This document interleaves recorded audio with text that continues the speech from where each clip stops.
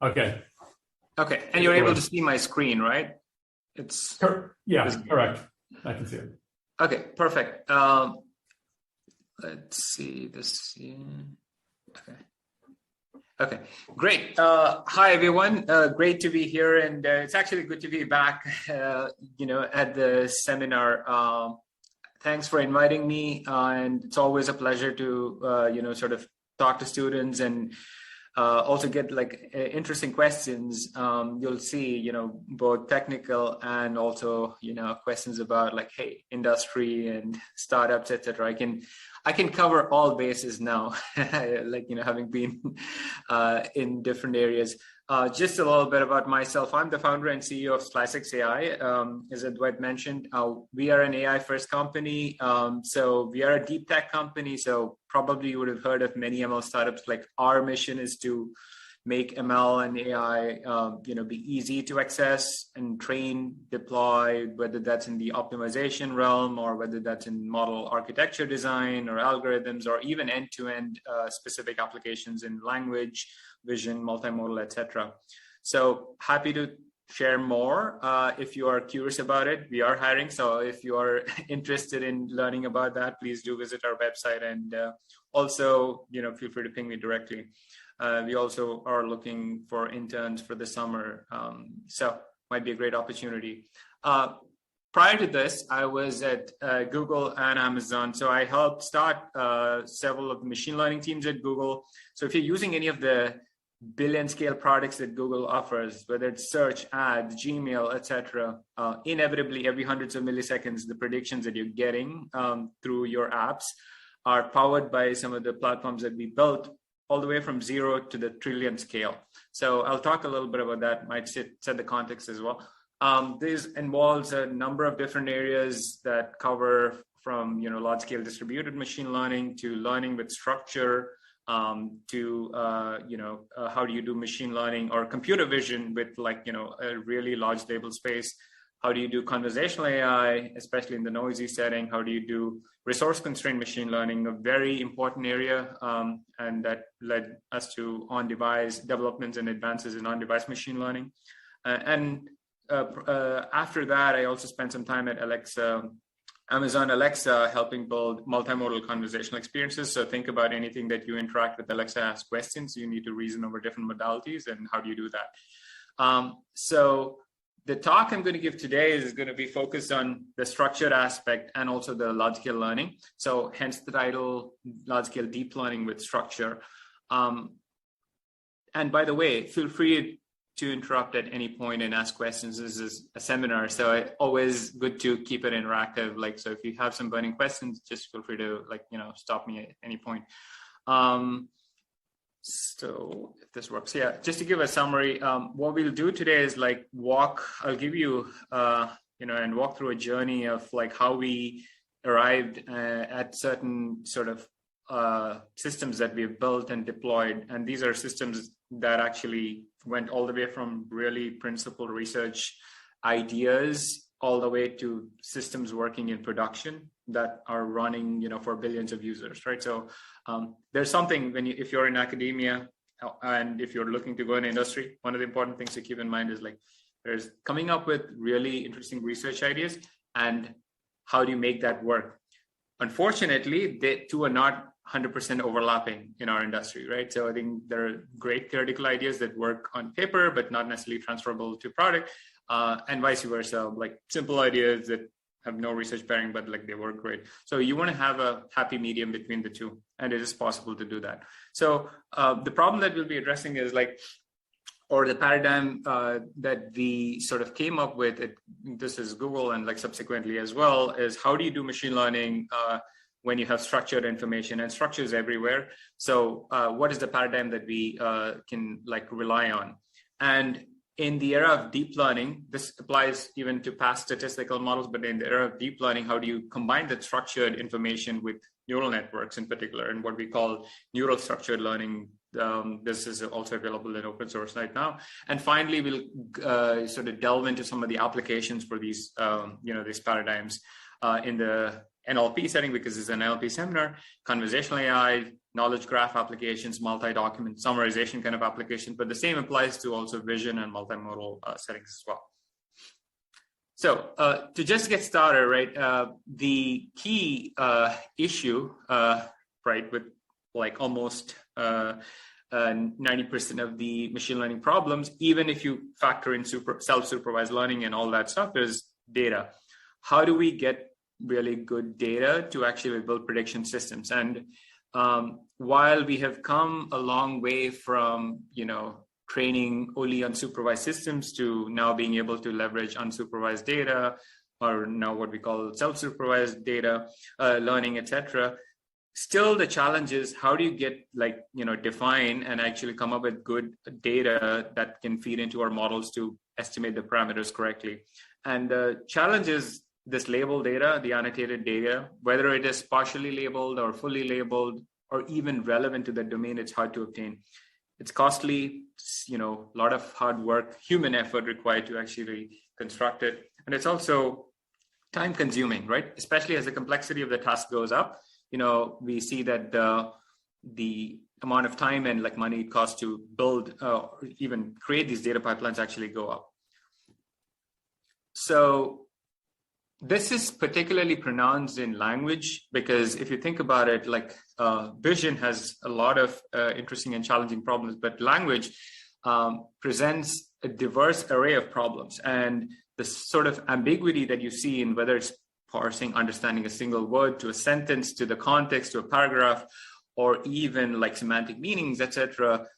There's a wide range of complex problems. And with the increasing complexity, getting really good label data or annotated data actually becomes harder and harder, right? So we can smooth over some of these things right now by saying that train my BERT model over billions of tokens, and that gives me some initialization point, right? But it doesn't address, if you go to a downstream task, you still have to rely on good quality data.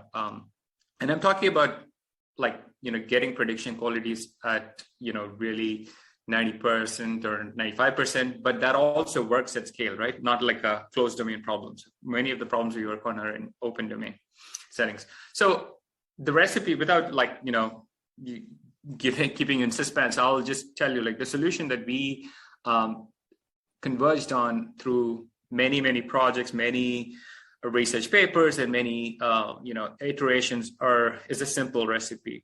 And the idea is if we combine unlabeled data, which is available in plenty, right? I mean, large quantities, depending on, almost any domain that you can think of, especially if you look at the web as a source, you can source a lot of unlabeled data. Many of it might not be applicable, but there's plenty of unlabeled data.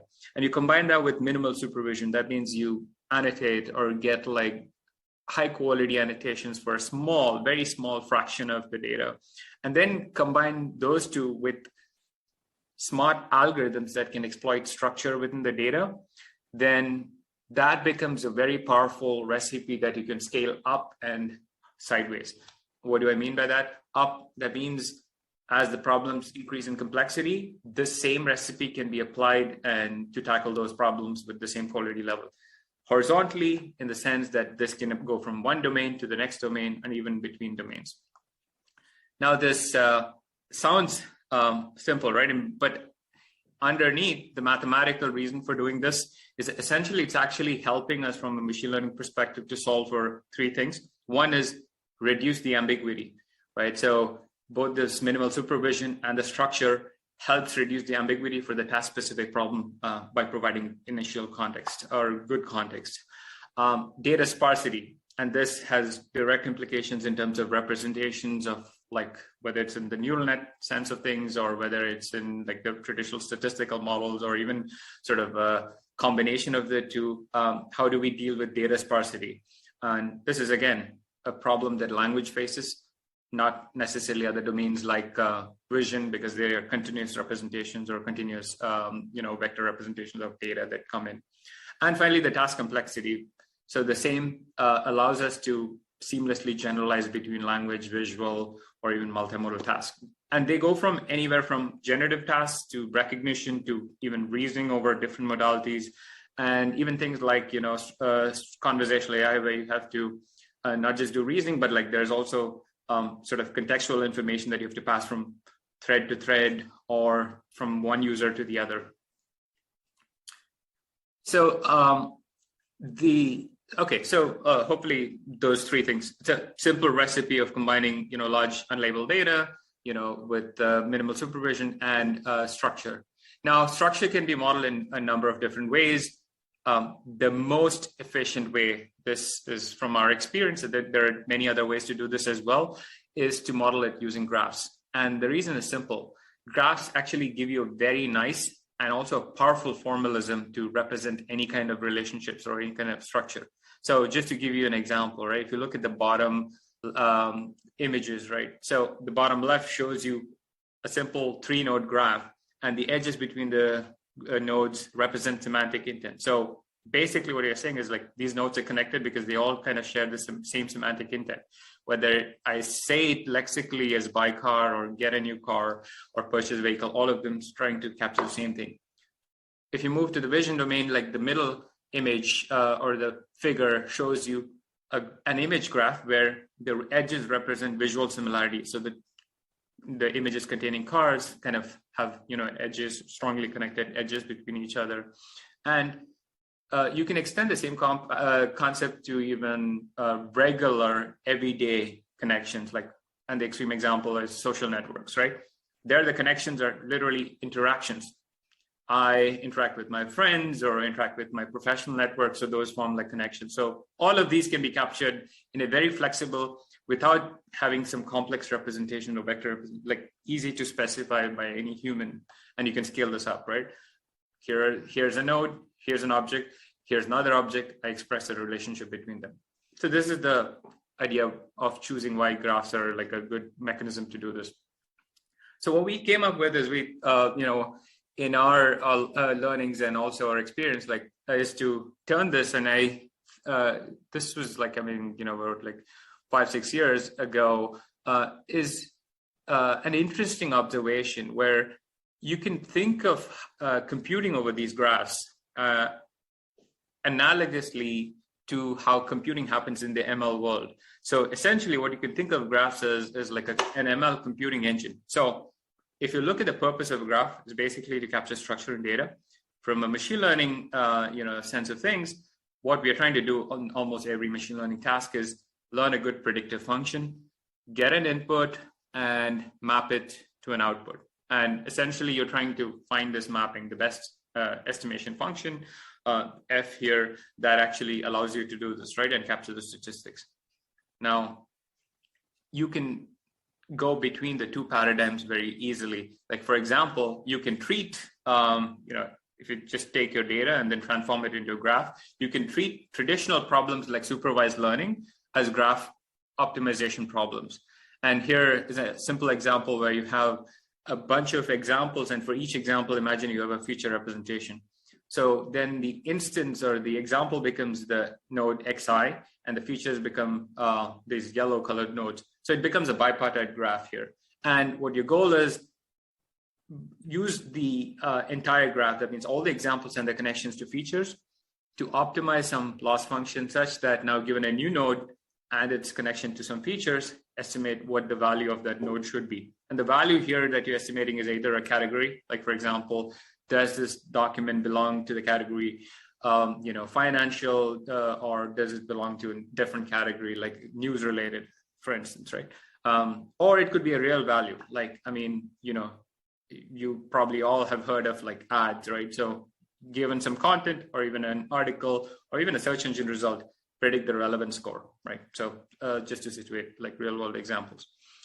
The advantage of doing this here, again, is that you're not just left with the bipartite graph. What you will be ending up doing is you also have edges between features. So features that are correlated can be connected, and we can specify relationships between them. And you can leverage that during the estimation or the learning phase.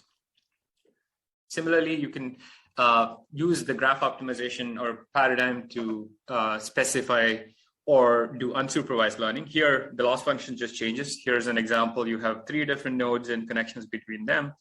And the goal, one of the tasks might be to do representation learning. So the loss function now changes to learn a function for every node or a representation, which is like parameterized by theta, such that I'm capturing neighborhood statistics. So, xi is connected to xj and xk. So I want to preserve some similarity between them. And that in turn is used to update the parameterized representation of each of the nodes. So just a different way of looking at the unsupervised learning problem in the graph through the graph lens. Here's a real example. You can extend this, whatever I told you earlier, and directly apply it to a practical problem, which is like image recognition. And in this example, you're given this graph where as I said, like the nodes represent images or pixels of the images, and then the connections represent some property, which is visual similarity here. You're given two nodes that are labeled, just two examples, right? Car and line. And the goal is like, we can do semi-supervised learning on this entire graph. And at the end of the process, you get a labeling on all the nodes in the graph. So just with two examples, one per class, you're able to propagate this information and learn a good probability distribution or a classifier that, given a new image, can actually be directly mapped into a probability score and the corresponding category. So this is the advantage. Hopefully this shows you like where the sparsity and the efficiency comes from, because typically what you would think of in supervised or even semi-supervised learning problems, you're like, you need tons of data, all of them labeled or even noisily labeled or some labeled, then you want to, learn a neural network or whatever over that, right? Here, you're exploiting the structure of the data and just two examples that are labeled to actually do the learning to get a good estimation function. Okay, the catch is like, how do you do this at really large scale, right? So we have one of the earliest works that we published was this AI stats paper, and you split the process into two. One is like you go from data to graph modeling. So the first is the graph construction bit. And then once you have the graph model or the graph representation, then you do the learning on top of the graph. And this is a framework. I'm not going to go into details of all the papers, but you can look it up on our website, or just go to my website, and I think all of these are listed there. The key is, how do you use this framework to scale to billions of nodes, trillions of edges, even complex problems where you need to do categorization or even estimation over billions of label types.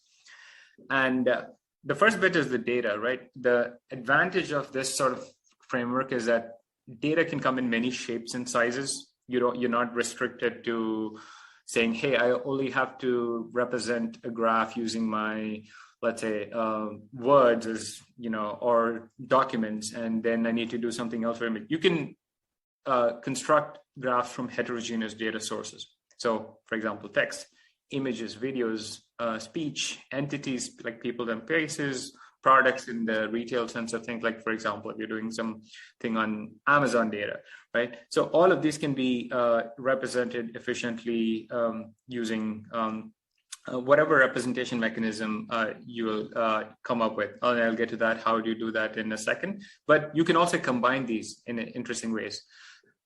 Note, it sounds very simple, but what you also should pay attention to is, like, if you're generating graphs for large data, it's a non-trivial problem. Like in the worst case, you might end up comparing and estimating relationships between different objects in n squared time, n being the number of nodes in the graph. You don't want that, because even if n becomes 1 million or 10 million, that's still like a lot of wasteful computation. So the key is, like, how do you generate the graph in one shot, right? By processing your data in a streaming fashion. And that's what the paper also talks a little bit about, that is we can do this in an approximate fashion that gets you like a graph constructed in O of n time. So you make a single sweep through your entire data set, and you can actually, at the end of the process, get the full graph or the most relevant graph.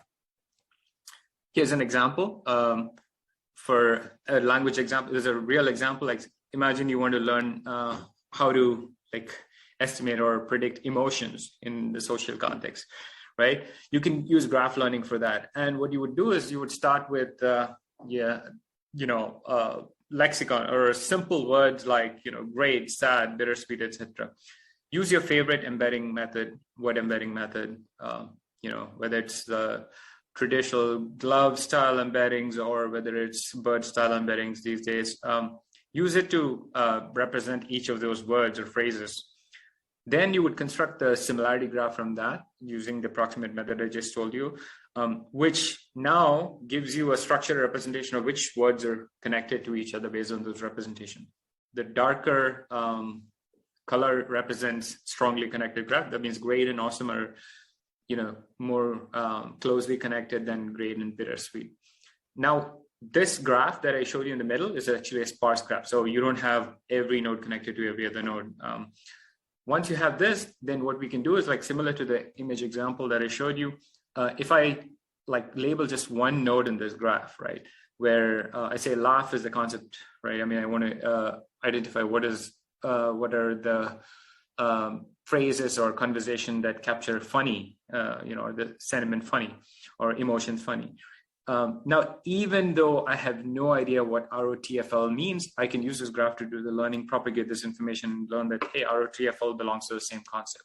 And so this is the key.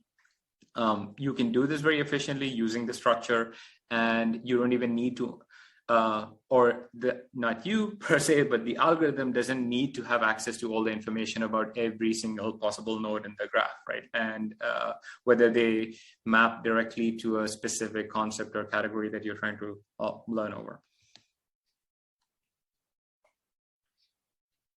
I mentioned this, so one of the interesting bits is how do you do this at scale? So obviously, there's a number of sort of mechanisms involved. I'll just talk about two of them. One is, especially as you scale to the large data and massive graphs, we built a distributed graph processing framework so that you're not like computing or estimating statistics of the entire graph in one shot or in a single machine. So essentially what you could do is scale up your number of machines and have different subgraphs be processed on different machines, right? So this allows us to scale to massive graphs with billions of nodes, trillions of edges. There's a bunch of complexity involved in how communication happens between these machines. But again, for more details, check the paper. But that's how the data parallelism works. Now, there's also another aspect that during the estimation process, each of those graphs or nodes have to communicate with their neighbors. So now, if you're trying to address a complex problem, for example, if you're trying to estimate or learn to classify over 10 categories, that you might not be a huge deal, right? Because you have, let's say, 10 values or maybe 10 times some number of values, and those are the statistics you pass around, or like gradients associated with each of those labels. Unfortunately, when that goes from 10 to 100 to 1,000 or even a million or a billion, this becomes extremely challenging because now the network gets clogged with all these messages and like the statistics that you're passing around. So in order to address this, what we have is like we introduce a new algorithm, which is an approximation algorithm that processes this in a streaming fashion. So you reduce the complexity per node from the number of labels, which is M here, to constant time. Essentially, that means it approximates all the statistics and gives you, what's the, likely probability distribution over all the labels, but in a very succinct fashion. This allows us to now scale from a complexity perspective. So the first one, distributed, allows us to scale, horizontally in terms of data and also dealing with large graph sizes. The second one allows us to scale in terms of complexity and what kind of tasks we can address.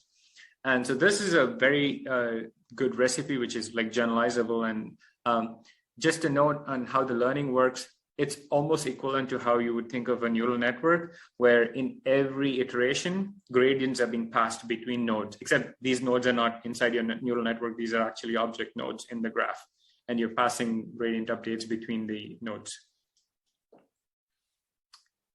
Okay, any questions on those, like any of the topics so far? I have one question. When creating that knowledge graph, the representation structure, so is that just a 2n parse? But like, how would what I'm missing is don't some of the words, for example, have links to other words, and how would you know that without at least parsing through the list one time? of like 3 slides back, I think. Are you talking about this one? Yes. Yeah. The question was, in the how do you construct the links? Yeah. Oh, yeah. So that's the approximation bit. So you're not looking and comparing, hey, does great and awesome, do I have some database that says that great and awesome are connected, or they're sort of linked or not? What you're doing is you're looking at the great representation, the awesome representation, which is like both are vector representations, and you're doing some computation, like some like a bunch of math that actually computes the statistics or distance between these two things in an approximate fashion, such that it gives you the likelihood of them being connected, right? So what this allows us to do is, without any information about the links, you can still generate the sparse graph.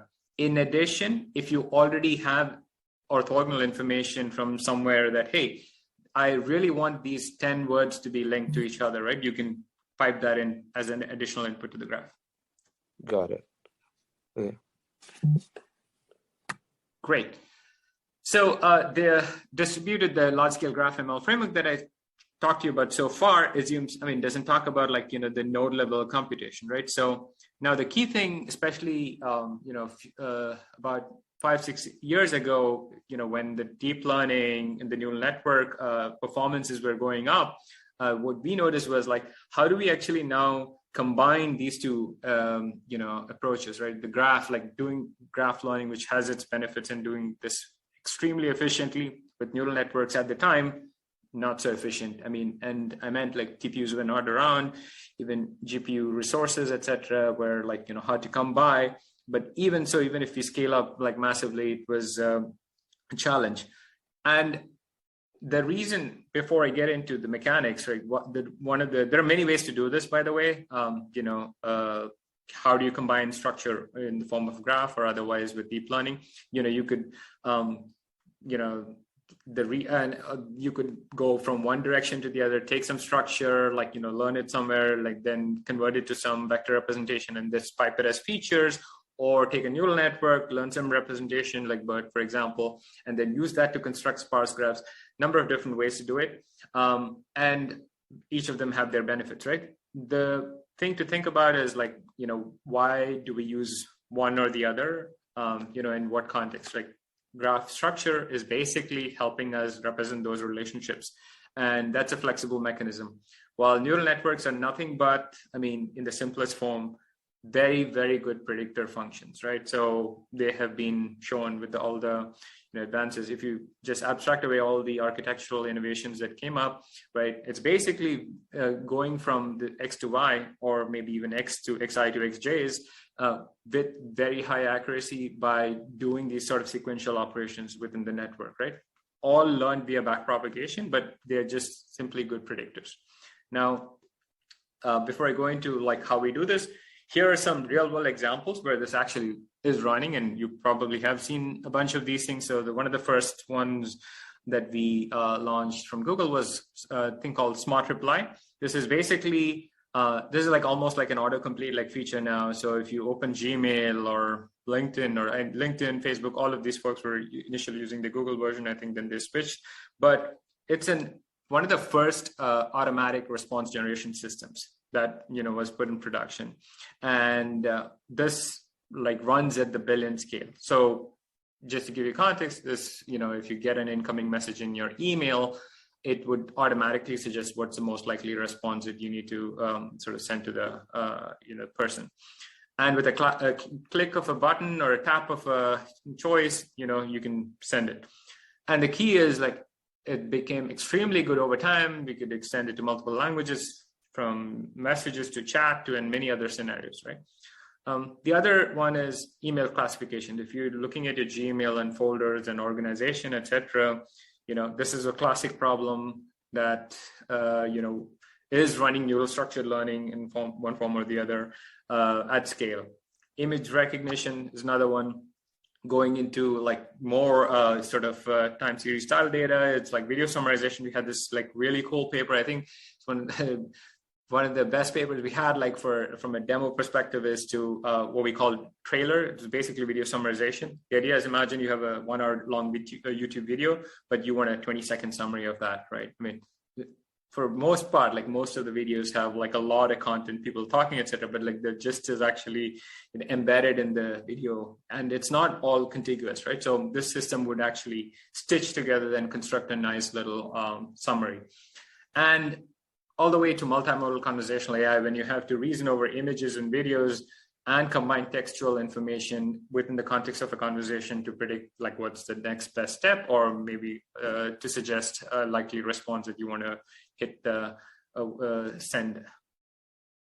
So these are all, the reason why I say this is like, these are all like neural structure learning, the framework running at scale on real world applications. Now I'll abstract to one level deeper and say like, okay, how do we make it work for certain kinds of problems? And one of the first examples I showed you was smart reply. And here, what's happening is the smart reply system is basically graph learning plus a sequence model running, in tandem. And this is one of the earliest versions. You could replace this on the right side with the latest transformer, and the same principles apply. At the time, it was RNNs. So essentially, what the graph part does in the system is we're trying to automatically and in an unsupervised, semi-supervised manner learn and map all possible responses. Like think from a messaging space, like there are 100 ways or 1,000 ways to say thanks, right? And including THX, exclamation, ... like in the social setting, there are many, many different ways. The graph basically captures all of that information and transforms it into a structured form such that we can actually now learn a structured response space, that all these 1,000 ways of saying thanks kind of are grouped into one sort of subgraph or substructure. Now, given this response structure space, the neural network, the job is then given an incoming message or a context, use the structure and actually reason over this to predict or generate the best possible response. So essentially, and the reason to do this, you can cut the graph off and you can do this with an LSTM, and most people might say, hey, this is a sequence to sequence problem. Like, why can't we just learn that, right?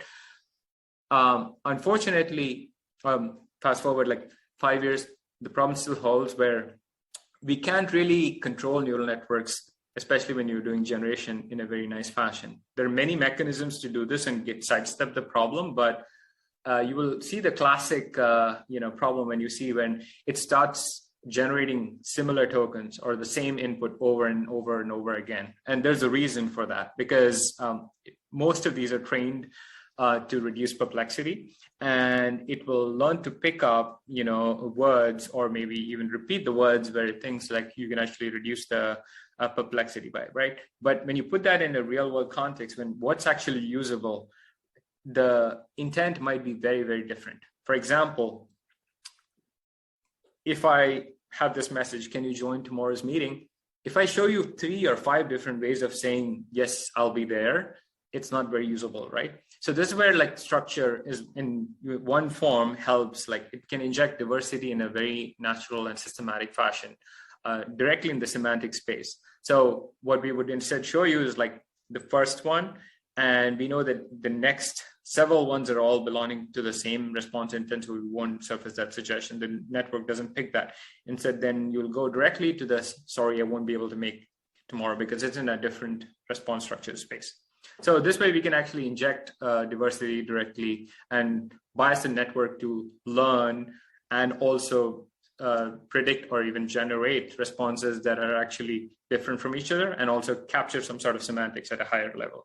And semantics here doesn't mean, vector representation. I'm talking about like, from a user perspective, right? Like what I think, like, for example, yes, no, and maybe, right? These are 3 different types of responses I would think of, right? Not yes, yeah, and yep, right? I mean, those are like all, I would club them into the same group. Moving to a different problem, like the image recognition problem. This is, again, one of the earliest versions of the system. Some of you may or may not recognize this network. At the time was Inception, which was the first neural network to surpass human level performance for image recognition. And what that meant was like we got better accuracy than humans on ImageNet data, right? We've come a long way from then. But the same principle, we can replace this with the latest vision transformer, and the same principle applies.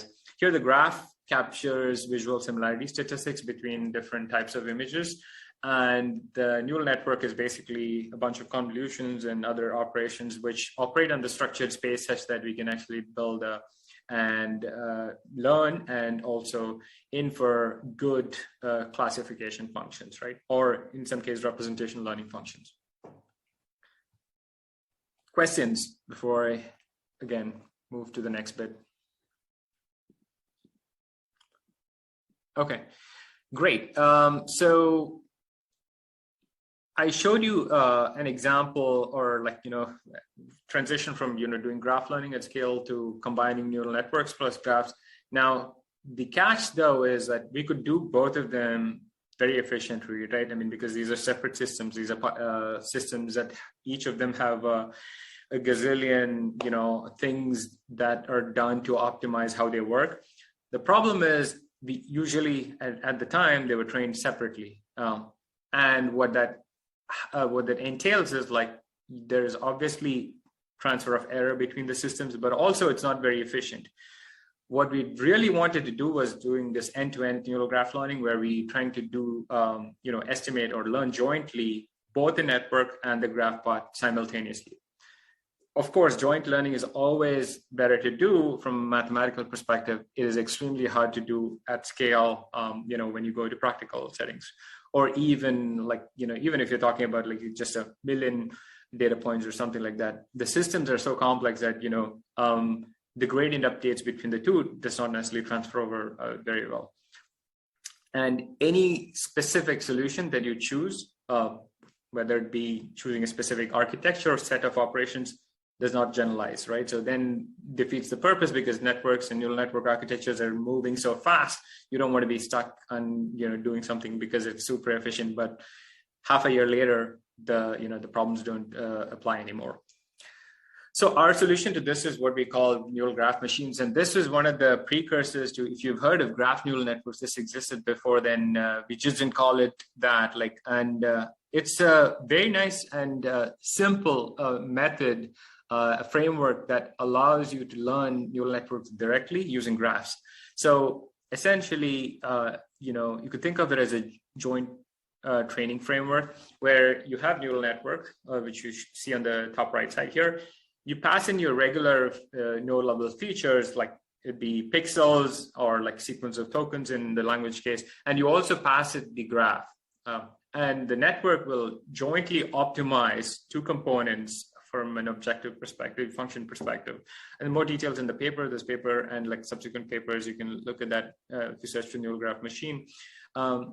The two components are important. The first one is this loss function that is denoted by mathcal, the sub NN, and that's essentially a neural network function. Well, what that means is, if it's an image classifier, what you're doing is piping the image xi through the network, computing the error, comparing it to the ground truth, which might be the goal label, and then back propagating the error, right? So this is how that function is optimized.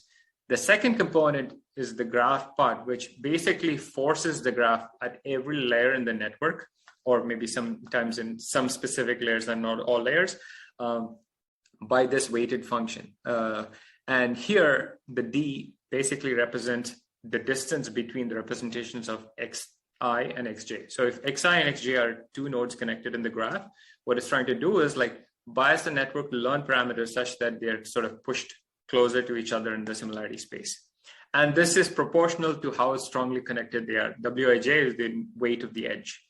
So this now allows, and so both of these components are optimized simultaneously, and you can factor the graph and like run it, both the graph part and also the feature part simultaneously through the framework, and you would jointly estimate the parameters. The nice part about this is you can learn everything end to end using back propagation with SGD, Atom, any of the optimizers. The SGD actually happens over mini batches. So instead of like, if you're familiar with the traditional neural network and you're sampling over nodes or examples, instead now you would be sampling over edges. So your mini batch in every iteration would basically contain edges, nodes connected to each other. Training scales linearly with the size of the graph. And the other important bit, the generalizability bit, is the edges can be decomposed based on the type. That means if you have two nodes that are labeled, then essentially you're trying to learn a neural network that in the classic sense of things, except with the additional information that, hey, there's more structure in the data.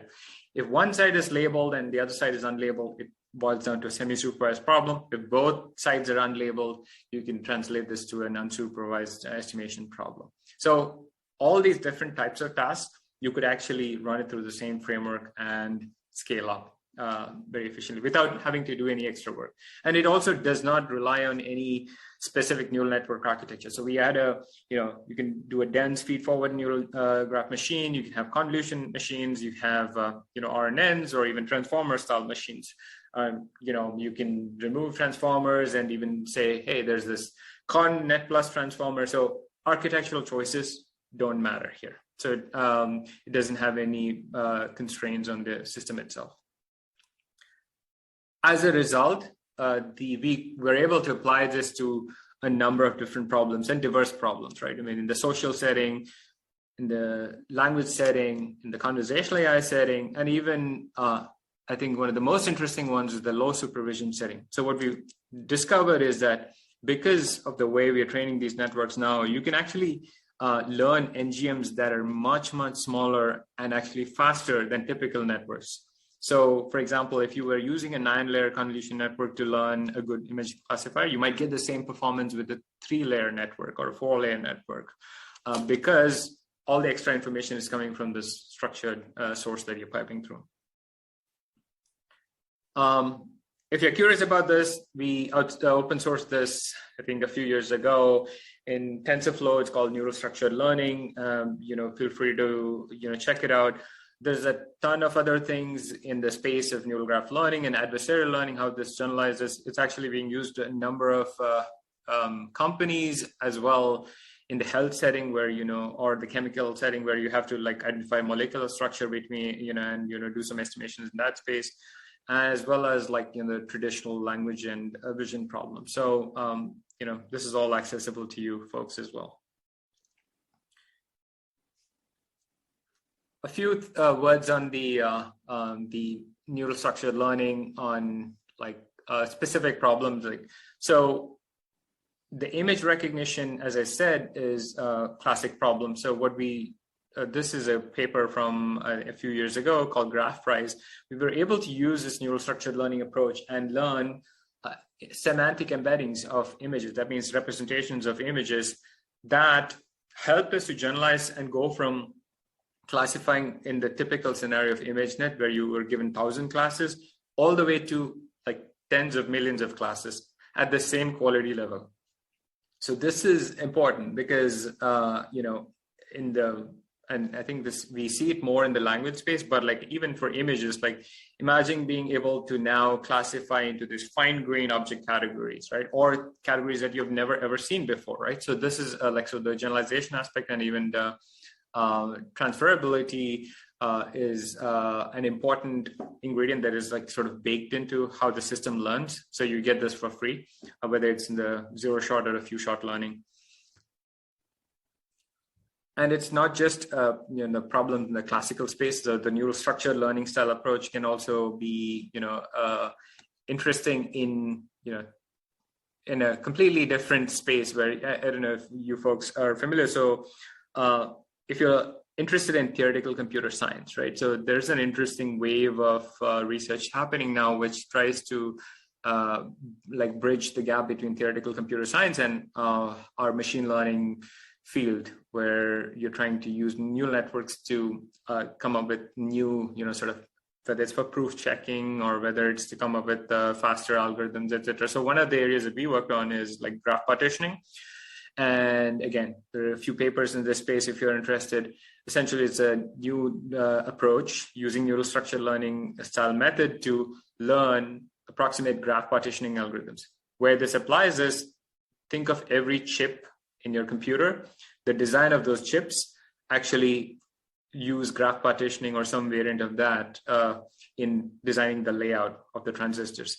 So this now allows us to design new approaches and new chips with optimal placement and even faster. So there's a Nature paper that just came out, which was built on top of this work from Google. So this follows the same line of thought. Okay, any other questions here before I jump into the last bit? Yeah, so for the image part of it, so where we were inputting both the image and the graph to the network. So my question is regarding how do we structure the data to give the network? So is it normally like an image? So do we need to change the structure of the network to actually get the input from in the two types of data? No, you don't change the structure. The network structure stays the same. Like, for example, if you're using a ResNet, you still use the same ResNet. So the images are going to be piped in the same way as you would do typically, like, a continuous vector, like your RGB values, how you would do train CFAR or ImageNet or whatever. But in addition, you're going to pass in the information of the graph. There you say that, hey, instead of passing in one image, you're going to pass in like, hey, node X and node Y, here are the representations of that, and these two are linked, right? And here's the weight between them. That's how you would pass in the inputs. Okay, and so this is a semi-supervised learning setting. So the graph that we are supplying to the network, is it already trained, or is it being trained in addition to the supervised learning task? Yeah, that's a good question.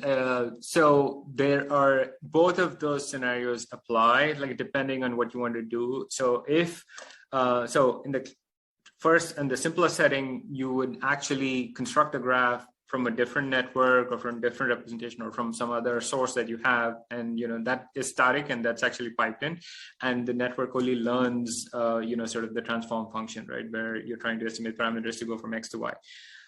We have I think a few papers, like the first one was Europe's 2019, if I'm not mistaken, where you're trying to estimate the graph and the network at the same time. So basically you're given a bunch of noisy or pairs or batches of examples, and you're trying to learn the structure of the graph simultaneously while you're estimating the parameters of the network. So both of them, you can do this in two different settings. The objectives and the loss functions change how you design it. So if you're curious about that, I would say check out the paper. It's called GAM, Graph Approximate Model, something like that. I think it's a few years. If you can find it, let me know. I'll send you a link.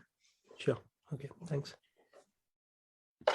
Okay. The last bit is how do we use this for language style problems? And the classic one is knowledge graphs. When we think of structured learning in the sense of NLP, usually it's knowledge graphs come in, right? And applications vary from learning some sort of relationships between entities, like say in this case, like, hey, where did Oprah Winfrey live, right? And these days, I mean, almost every entity relationship or link prediction problem translates into some sort of a question answering style problem, right? So, you ask a question and you're given the input of the knowledge graph, and you have to reason over the knowledge graph to come up with this answer.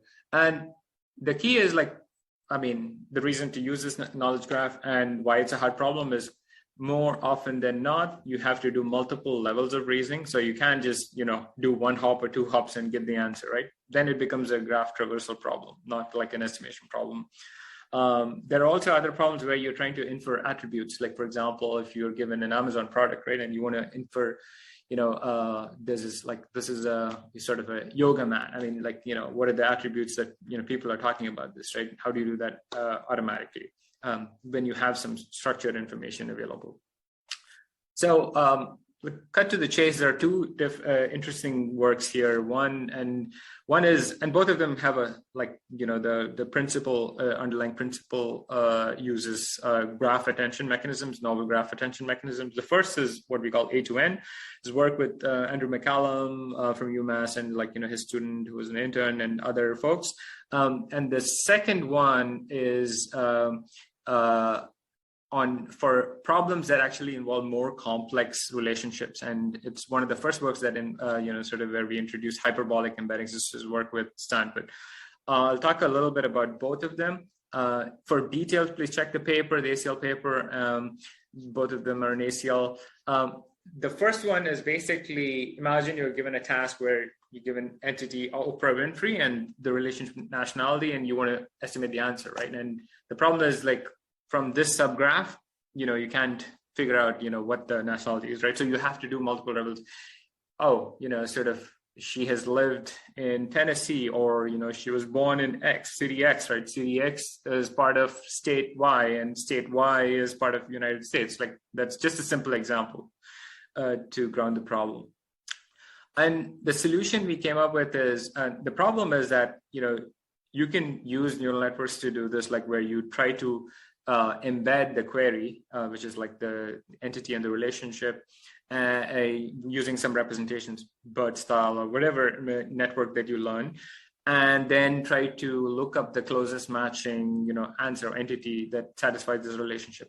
The problem is almost every approach at the time was using static embeddings. And what we noticed is, like, this A to N method that I described or I mentioned essentially tries to flip this by instead dynamically computing the embeddings of the entity and the relationship based on the neighborhood. And what that allows us to do is, like, depending on what query and what relation and what subgraph that you're looking at right now, the representations of the entities and relationships will change. So Oprah Winfrey, or like, Maui, for example, in the context of Oprah Winfrey, will have a different representations compared to Maui in the context of tourism, just to give you an example, right? So, and this allows us to, and this is, the estimation is done using graph learning, like graph attention mechanism. And this allows us to learn much better query-dependent entity representations and outperform the state of the art on all these knowledge graph reasoning tasks. Just to give you an example, so after the learning, here's what the the probability is estimated look like for that network, right? Like, so for the Oprah Winfrey nationality, like, you see that the nodes that and the relationships that have the links that represent the relationships that are more likely to answer this question will have a higher probability. And that probability will change if I flip Oprah Winfrey to something else, or if I replace nationality with something else, right? So same thing on the right side, Oprah Winfrey award nomination. You will see that the probability of things like Emmy for outstanding talk show have a higher probability, than some of the other nodes, like, for example, like Nashville, Tennessee. And this also, shows up in the actual answers. Like, for example, and just, extending this, Bill Payne profession, the prediction would be a musician. If you look at the top neighbors that contribute to this answer, it's like recording contribution, synthesizer, keyboards. These are all like sort of related to the, the query, as opposed to the most strongly connected in the default, the original graph might be something completely different, right? So this is where, like, doing dynamic attention helps actually find the right answer. The second one that I mentioned where graph attention comes in handy is, like, just to illustrate the problem, when we are working with vector representations, one natural idea is to say that, oh, I want to represent like knowledge graph relationships or entities using, typical embeddings. And like, just to give you an example, Steven Spielberg, director of Jurassic Park, unfortunately, not all relationships are symmetric.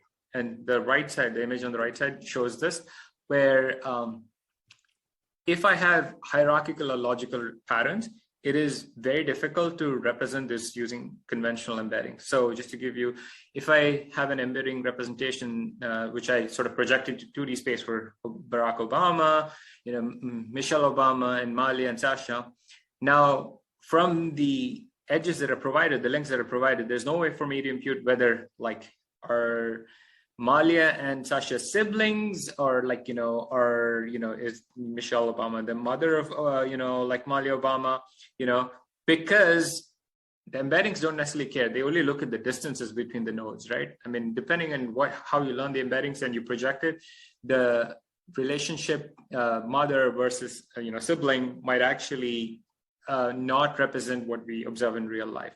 So to abstract and go one level up, essentially, if you have hierarchical or logical patterns, it's very difficult to learn that using standard embeddings because they operate in Euclidean space. So what the paper that we introduced was doing is one of the first ones to address this problem using hyperbolic graph embedding. So essentially what we do is, instead of operating the Euclidean space, we project these into the hyperbolic space and do some math operations in the hyperbolic space. But we define an attention mechanism in that hyperbolic space that allows us to model these complex relationships. There's a bunch of sort of math there. Like, I think people will give you details, but if that doesn't, that's too much. Like, the only thing you need to understand is, like, there are a bunch of parameters associated with, like, how you do these operations in the hyperbolic space. Now, we can learn and estimate those with a very smart attention mechanism that allows us to now generalize to new types of relationships and also, model complex relationship patterns. This allows us to improve over the previous methods or existing state-of-the-art methods on a number of different tasks. And the interesting bit is that it's not that you can't do this with Euclidean embeddings. If you want to represent the same type of complex relationships with Euclidean embeddings, you would need to have many more dimensions. So just to give you an example, like for hierarchical relationships, you might need to have 1,000 or 10,000 dimensional vectors to capture that complexity. Versus for the hyperbolic space, you can still be with 100-dimensional vectors, but the operations are happening in the hyperbolic space, right? So it's a very efficient, compact way to represent. And this is shown, if you can see on the right side, in the low-dimensional spaces, you don't see a big difference in the performance between the two, but the gap starts to increase as you increase the dimensions.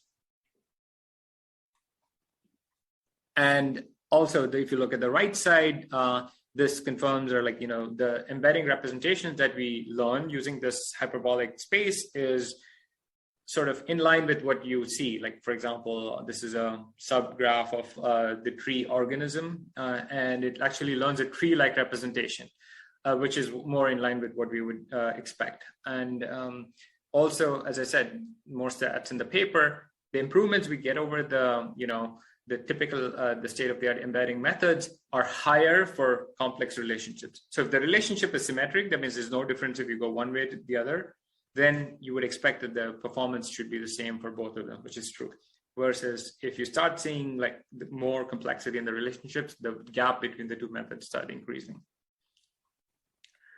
One last bit, I think, so in the space of neural graph and attention, right? So the same idea expands to generative models or applies to generative models. So one of the recent work that we had was this work that my intern did on summarization. So this is multi-document abstractive summarization. So you're trying to, the setting is you're given a question and you're given a bunch of articles and you're trying to synthesize an answer and come up with an abstractive summary,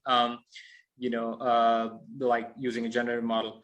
And in this setting, neural structured learning helps us follow. So what we were able to do is we can actually use a graph to represent both inter-document and intra-document relationships. Inter-document in the sense that there's a bunch of documents, the graphs capture like, hey, which ones are kind of similar to each other in terms of topics. Intra-document is within the document, there are a bunch of passages and different concepts, like they might be sort of clustered or like, grouped together. So the graph, there's a graph encoder that actually captures this. There's also a text encoder that actually captures the sequential information, and both of these are combined and piped to a decoder that then uses the attention mechanism to generate, like, from the structure and from the sources, which are the most likely words or sequence of words that we need to generate to get the right answer. So if you're curious, please check out the paper, but the graph encoder essentially improves performance over state-of-the-art, like for abstractive summarization, which is, I think, so a very interesting problem and still open in a lot of new methods coming up in this space. Okay, so with that, I will conclude here and take any questions. Thanks for the time. So, hopefully you got, enough, or at least enough interesting ideas that, would intrigue your curiosity, or, you could apply to, projects that you're working on. I will just say this, SliceX AI is, as I mentioned at the beginning, hiring. So if you're curious about like careers in a fast-growing ML startup while building next generation, ML technology, please do check us out, and feel free to reach out. Happy to chat more. Otherwise, I'll stop here for questions. Okay, thank you so much for your talk. Let's all thank the speaker for a really interesting talk. So thank you very much. Let me stop the recording.